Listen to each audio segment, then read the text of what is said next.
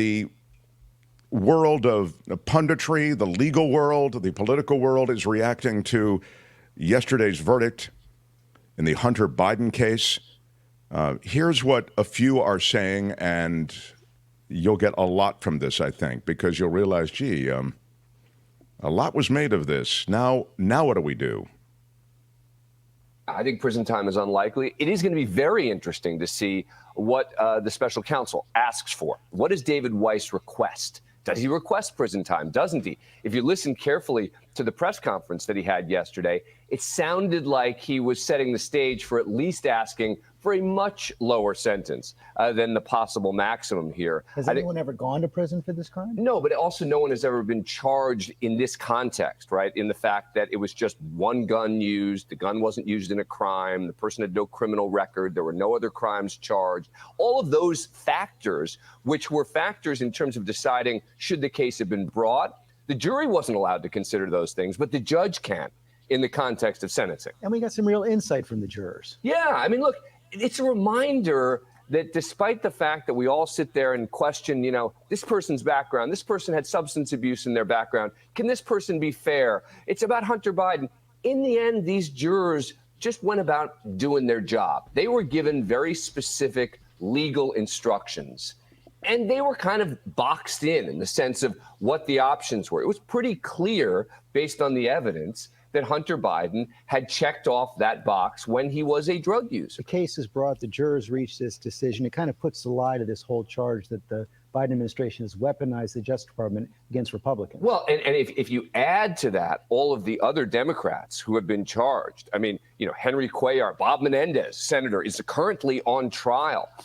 Eric Adams is under investigation. Cori Bush is under investigation. I mean, the list goes on and on of the Democrats who've either been charged by this DOJ, former Democrat T.J. Cox in California, or the ones who are currently under investigation. It does become a tougher and tougher argument to make that, oh, this DOJ is only going after Republicans. And Rachel, that may be why the political impact of this verdict at least appears so far to be somewhat muted.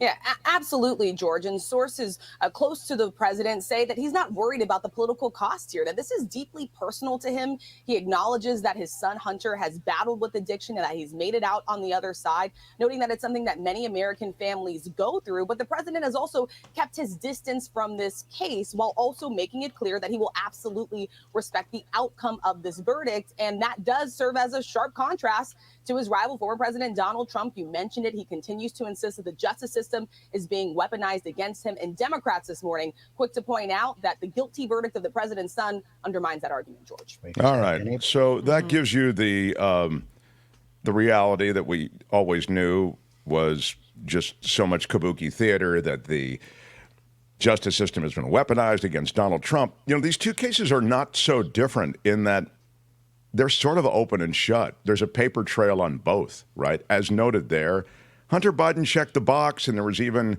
a text message that was referenced by David K. Johnston yesterday that was sent by Hunter Biden talking about the fact that he was trying to get drugs at the time. I mean, you know, the timestamps are consistent with that. And with Donald Trump, there's a paper trail with the payoffs, with the reclassification of the money. I mean, it's open and shut. And you could argue on both of these cases, well, should they have been brought? You know, the weakest case in terms of impact probably was the case that was brought against Donald Trump. This one has a huge impact, but again, you could argue that its impact in terms of actually smearing Joe Biden is pretty small. But again, we can touch on this with John Rothman. I just think it worth noting that both these cases sort of have clear paper trails, you know. The Trump campaign weighed in, and of course they said this is a distraction. Yeah. That's because it pokes holes in the main argument that they've been making all along. Of course. It sure does. Don't look at that. It's a distraction. Nothing to see here. Move along. It's okay. But what they want to move along to is what they feel this is a distraction from, which is the real Biden crime family misdeeds, okay? The real illegalities of the Biden crime family. That's the narrative they're pursuing. So they're not saying this is a distraction from talking about Trump policies or Biden policies. They want to stay on the legal stuff with the Biden crime family, as they call it. And they raked in tens of millions of dollars. In fact, here's the quote. This trial has been nothing more than a distraction from the real crimes of the Biden crime family, there it is, which has raked in tens of millions of dollars from China, Russia, and Ukraine. Crooked Joe Biden's reign over the Biden family criminal empire is all coming to an end on November 5th. And never again will a Biden sell government access for personal profit. That was from the Trump campaign national press secretary. I think President Biden should sue. That's slanderous. They have zero evidence to say any of that money ever ended up in President Biden's hands. That's slanderous. Well, I mean, you'd have to include a lot of people in that slander. Jim Jordan and all of the various members of the House who want to impeach. I mean, it'll be a long list. The other thing is, remember, he's a public figure, and so that exposes him to more of this kind of thing than perhaps one might like. So, but that is the latest. The world of legal punditry continues to try to hypothesize as to what might happen in terms of Biden said he's not going to pardon his son, but maybe he could, commute the sentence in some way, soften the blow.